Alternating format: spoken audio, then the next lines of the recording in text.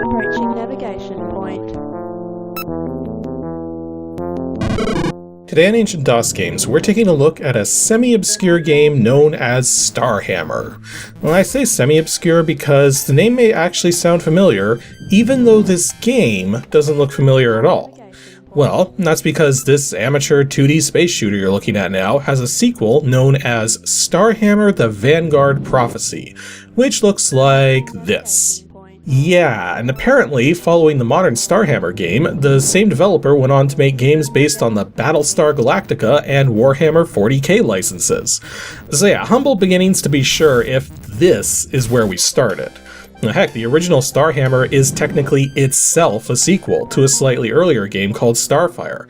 But I wanted to cover Starhammer in particular because this is the one which is often touted as being like a 2D wing commander. You know what? That's kind of a fair assessment. I mean, apart from the fact that this game is both incredibly simple and totally broken, but you can otherwise see the Wing Commander inspiration coursing through it for sure. Now heck, one of the ranks you can be promoted to is literally called Wing Commander. Make no mistake though, this game has some serious shortcomings, some ridiculous bugs, and is unfinished to the point where it's impossible to clear one of the very late game missions, and even if you hack your save file to circumvent it, you find the missions following don't really feel completed either. The whole of this experience comes across as one which clearly had a lot of love poured into it at first, which then almost completely evaporated due to a lack of sales interest or both. One of the drawbacks due to the popularity of ADG and Epic Mega Games is that those powerhouse shareware publishers practically eclipsed everyone else doing shareware. Now, had this game gotten more attention, I think it would have fared way better and would have had its issues ironed out instead of being left unattended and unfixed.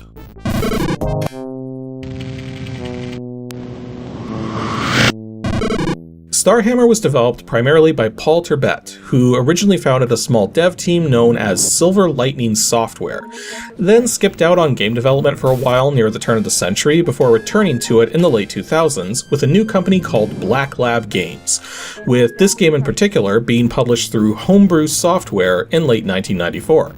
And yes, Homebrew Software was an actual publishing label in the 90s, though they only lasted for a few years. The game runs in MCGA 320x200 256 color graphics mode and supports PC speaker and Sound Blaster for sound effects and AdLib for music. As for its current release date, both this game and its predecessor Starfire were made freeware not that many years prior. Though for some reason, news of this didn't propagate very well, and as such, few legitimate places online have a copy of the full game available. But one of the places which does is indeed the DOS Games website at www.dosgames.com. As for physical copies, I doubt any exist anymore, as they would have just been floppy disks without any boxes or manuals or anything, which, yeah, it doesn't inherently mean physical copies no longer exist, it's just very, very unlikely given how obscure the title is. So there's actually a good bit of story to this game, especially given that it's technically a sequel, but all it basically comes down to is that there's a race of beings in the galaxy known as the Sloboids, who basically like to enslave entire planets and feed off of the misery of the people, and your job is to eradicate the entire race through an operation known as Starhammer. Yeah, there's no moral ambiguities with this story or anything like that. You got a race that's pure evil, and it's up to you to stop them with your puny little starfighter known as the ADC, or Absolute Destruction Craft, which you launch from a massive warship known as the Liberty. Now, before you begin playing, you have to create a pilot file, but this just comes down to entering a name and a call sign. Then you load your pilot and proceed to do missions. 20 missions per campaign, with 1 campaign in the shareware version of the game and 3 in the full version. Yeah, this game is so obscure that everyone keeps saying the full game has 40 missions, when in fact the full game adds 40 missions on top of the 20 of the shareware version, for a total of 60 missions. Which sounds like a lot, but the missions are pretty basic for the most part, with some interesting exceptions. Before each mission, you get a briefing telling you what you need to do and can view a map of the sector to see where your nav points are and if any asteroid belts are in the way. And once you launch, the controls are incredibly simple. Up to accelerate, down to decelerate, right and left to turn clockwise and counterclockwise, spacebar to fire whatever weapon you've been equipped with, and Alt to use your afterburners to go a little bit faster when speed is essential, though it's rare that you ever have to really use them to succeed. The top left is your radar, the top right shows your fuel and shield gauges, bottom left is your distance to the next nav point in sequence, and the bottom right is your speed gauge, as there's 5 movement speeds everything can move at. And most missions will come down to simply patrolling nav points and destroying any enemy fighters which attack you. And once all enemies are destroyed, you just head back to the Liberty and press the L key to land. However, some missions do get a little more complex. Now, escort missions are unfortunately fairly common, either heading to a nav point to escort something back to the Liberty, or escorting something from the Liberty to a nav point that it intends to warp jump from. Unfortunately, your weapons are unable to hit friendly targets, and until you get much later into the game, most enemies are not the biggest of threats to the ships that you're escorting, provided you prioritize destroying enemies which are targeting the escorts and not you. There are some other kinds of missions which crop up too. For instance, some missions require you to recover fragile things such as data probes or people floating in space in life pods. These things get destroyed the instant they're hit with a weapon shot of any kind, including your own, or if you decide to run your afterburners, as they're docked onto the back end of your ship when you recover them, right where your afterburner exhaust would be. Now, there's also missions where enemy transports or warships are attempting to escape, and you need to get to them and destroy them before they have a chance to do so, forcing you to prioritize taking them out as fast as you possibly can, since you rarely get more than a few seconds leeway on this. However, most of the game is spent engaging enemy fighters. Now, there's a small variety that you'll face, with each having different flight speeds and weapons, though the AI is the same between all of them. Enemy fighters will attempt to evade your shots if you fire shots straight into their flight path, they'll break away from you if you fly behind them for more than a moment, and if they get some distance from you, they'll turn around and do an attack run. Now, for as limited as the game mechanics are, I actually feel the AI in this game's been done pretty well. If it was any more complex, it might have been too difficult to handle, and if it was any less complex, it'd be too predictable. Unfortunately, one of the big failings of combat is that it's uninteresting. You only ever get to fly the ADC, and you only get one weapon every time you launch, without a say in regards to which weapon you get. The 3 weapons that you can be equipped with basically come down to one that you can shoot rapidly, which does minimal damage, one which does more damage but the shots move slightly slower and are thus harder to aim, and one which does major damage but can't be fired anywhere near as rapidly. Also, you only ever fire a single shot per press of the spacebar, making this game a strong contender for joystick autofire, though I was able to beat the game without taking advantage of that, and my mashing skills aren't exactly the greatest, so autofire is not necessary, but could certainly help for some players. But yeah, there's no secondary weapons, no weapon or ship selections, no complexity to shields or damage. If you run out of shields, you die, and shields recharge at all times regardless of anything. So if your shields get low, you can just fly away from a fight for a while and then turn around and re-engage. I mean, the mechanics aren't bad, they're just very simple without much variety or player control. Now, one feature which is going to seem very familiar to Wing Commander players is the ability to autopilot to a nav point while nothing's going on by pressing the A key. The trick, though, is that in Wing Commander, this was simply meant to be a passage of time, as in an amount of time would automatically pass by for however long it would take to reach your nav point. Here in Starhammer, the autopilot is more like a warp jump, in that no time passes when you do it. Meaning, if your shields are low, they will stay low following the autopilot usage. Because of this, you may find yourself intentionally taking it slow to get between nav points to give your shields a chance to recover following a tricky fight. Though, one thing I've heard said about this game is that it's brutally difficult, and that's technically not correct, unless you fail to realize that there's an insidious bug in the game which causes the difficulty to spike seemingly at random moments, whereby the limit on how often enemy ships can fire just magically disappears, resulting in them firing shots per frame of gameplay instead of at a normal pace. Now, sometimes it's hard to tell when this happens, but other times it's blatantly obvious. The first time it happened to me also happened to be the first mission, which introduces the red-colored Sloboid fighters, which are referred to as a new ship they're testing. But given that those ships were insta-killing me, I figured maybe I wasn't actually supposed to destroy them, just recon them and return to base. But the moment they can see you, they chase you and you can't land while in combat, so something had clearly gone very wrong. Thus, I quit the game, booted back in, reloaded my save, and suddenly those new red enemy ships were firing shots at a much slower rate. This is one of the bugs you need to be very aware of, given that if you don't know what's happening, you might assume the game is ramping up the difficulty, when the truth is that it simply bugged out a variable or two and needs to be restarted to fix it.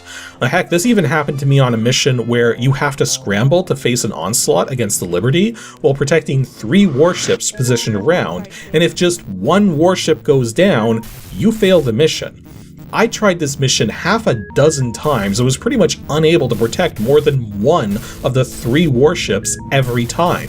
Yet when I quit out and restarted the program, I cleared the mission on the first try following. So yeah, once you know the game can bug out and make the difficulty skyrocket, things get a bit more manageable, but there are indeed some legitimately difficult missions later into the game. However, sometimes the best way to succeed is to just do things in a completely unintended manner. For instance, for virtually all of the third campaign, you have 3 warships sitting around the Liberty, and enemies which engage you in combat will chase you anywhere. Thus, if you get into a sticky situation, you can just hightail it back to the Liberty and let the warships blast your attackers out of the stars. Or another trick you may want to try when faced with an escort jumping into the sector is to fly the waypoints in reverse, defeating all of the enemies you would normally have to face during the escort, then proceed through the nav points in the correct order to have your escort warp in for a leisurely stroll through the cosmos. Unfortunately, none of that's going to help when you get to mission 55. Yeah, 90% of the way through the entire game. The 15th mission of the third and final campaign has you heading to a waypoint to retrieve a data pod to then bring back to the Liberty. There's just one problem. The data pod doesn't exist. Like, at all. No matter what you do, there is no data pod to find at the waypoint that you're supposed to head to, and even if you try the second waypoint first or fly around the rest of the map, there is nothing.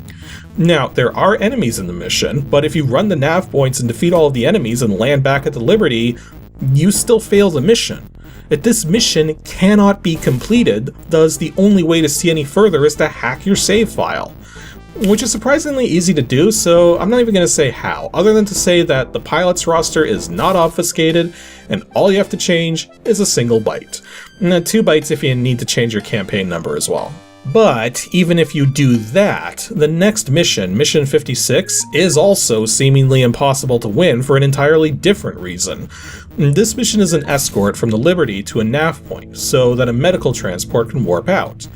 The problem here is that by the time you get this far into the missions, you've encountered the 2 different kinds of bombers the Sloboids have, which fire extremely powerful missiles. The medical transport can only survive 1 hit from these missiles. 2 missiles and it's toast. And you have to fight more than 1 bomber at a time using the middle tier weapon, which has slow moving shots which are hard to aim and require more than a couple shots to take out each of the bombers. It's physically impossible to do enough damage to the bombers before they do enough damage to the transport to destroy it. However, you can still technically clear this mission if you run ahead of the escort and clear the way first, as escorts are coded not to follow their route unless you're in range, otherwise they stay still. So yes, you can clear this mission if you play it in an unintended way, but it is 100% impossible to do it as an actual escort. Then, when you move on to Mission 57, you have one of the easiest escorts in the game, since you only fight 1 medium-sized group of enemies during the actual escort. Then you have Mission 58, which is one of the easiest combat missions, as you only take out 1 gunship and 1 warship and no enemy fighters whatsoever. Mission 59, which says it's incredibly dangerous, but it's only 2 fighters and 2 warships, which I should point out by this point that enemy warships are actually really easy to take out. It just takes a lot of shots to do it. And then the final mission, which is technically an escort, but you're escorting a fully functional warship, so if you just make sure to take out the bombers first, you're not going to have any problems. And then...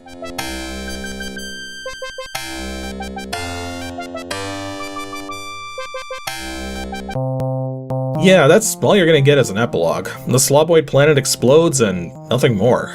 This game's surprisingly bad at the whole debriefing aspect, as you don't get any debriefings, thus you never really get an idea as to the effects of your actions in these missions. It kinda ties into how paper-thin the story really is. Hopefully that's one thing that was done better in the sequel, but it's a strategy game and I suck at strategy games, so I don't really have a burning desire to find out. Enemy vessels approaching. Although I do have one burning desire related to this thing, and since I doubt I'm ever going to play it again, let's get it out of the way right now. How fast are the various speeds you can move at, and how does it tie in with fuel?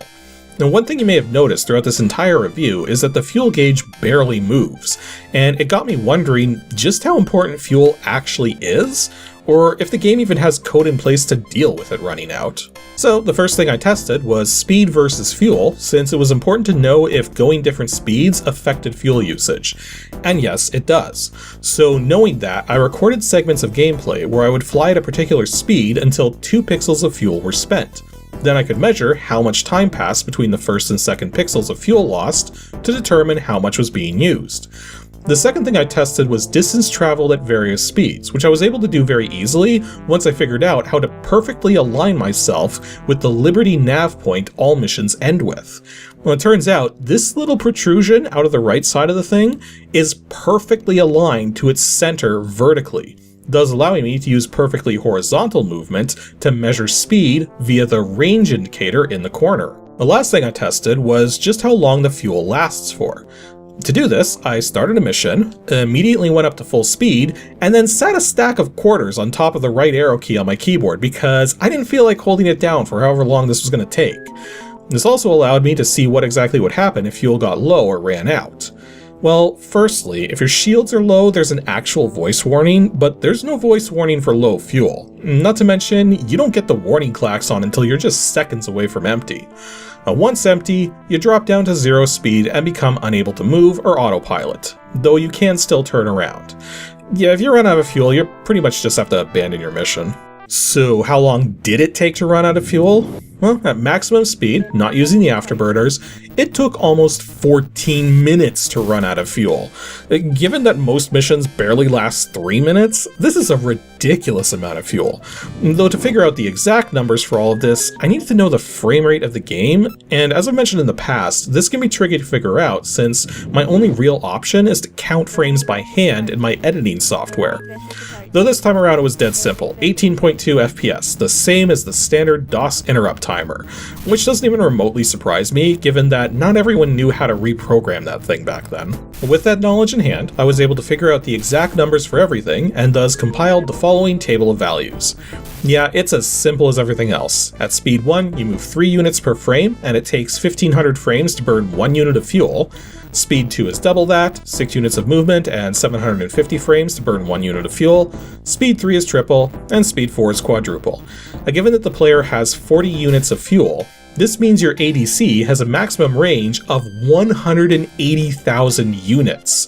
Which is ridiculous to think about when you consider the game stores distance in a signed 16-bit integer, meaning if the calculations involved ever exceed a value of 32,767 at any moment, they glitch out and also start causing other problems.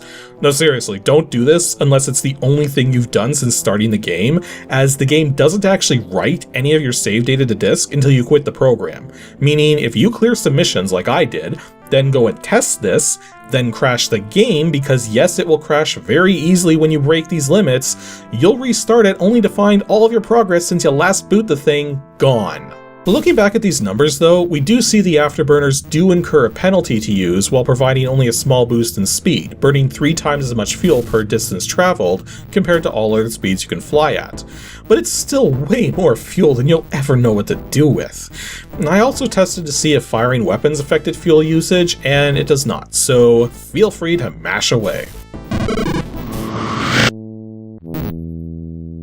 Overall, Starhammer was fun at first, but repetition sets in quick due to a lack of variety, a lack of player customization, extremely basic missions, and nothing to really look at beyond the vacuum of space. I mean, some of these missions supposedly have you getting near planets, but you never actually see the planets. The game feels like something I would have made while still learning to make games back in the 90s, except this one was turned into a shareware product and sold for cash, which, to be fair, wasn't selling for anywhere close to a full-priced game, but was actively competing against things like Doom, Magic Carpet, or heck, 3 different Wing Commander games which were all on store shelves at the same time. Wing Commander 3, Wing Commander Privateer, and Wing Commander Armada. It's no wonder so few people remember this one. But at the same time, I'm glad to give it some attention because despite how buggy and repetitive it is, sometimes having a really basic game where most of the escort missions don't suck is a welcome change of pace, and given that it's freeware now, I would encourage anyone with an interest in mission-based space shooters to give this one a go. Now, I'm not saying sit down and grind it to the end, but at least give it a quick run just to experience it because chances are that'll be enough. Now, the game technically plays okay with the auto or max cycle settings, but auto will result in slowdown in some spots, and max will break the Sound Blaster sound support, so a fixed cycles count is necessary, with the setting I recommend being 10,000 cycles. Also, if you intend to use a joystick, you may want to turn on the auto fire setting, though keep in mind that the calibration process requires you to hit joystick buttons, and it's not saved. Thus, you need to be extremely quick with your fingers, not to blow through the calibration messages with auto fire enabled. But that is definitely the better way to play if you have the option. And also keeping in mind that joystick controls are digital, not analog, thus you can't turn slower by pushing the stick less, and are better off using a D-pad rather than an analog stick. Anywho, that'll be all for today's episode of Ancient DOS Games. Next up, 2 Saturdays from now on August 24th will be a pro video, where we're going to be giving another game the minimum winning score treatment, determining how low of a score we can get while still successfully completing the game. Which game is it going to be? Well, make sure you stay tuned to find out. Affirmative, you are clear to land.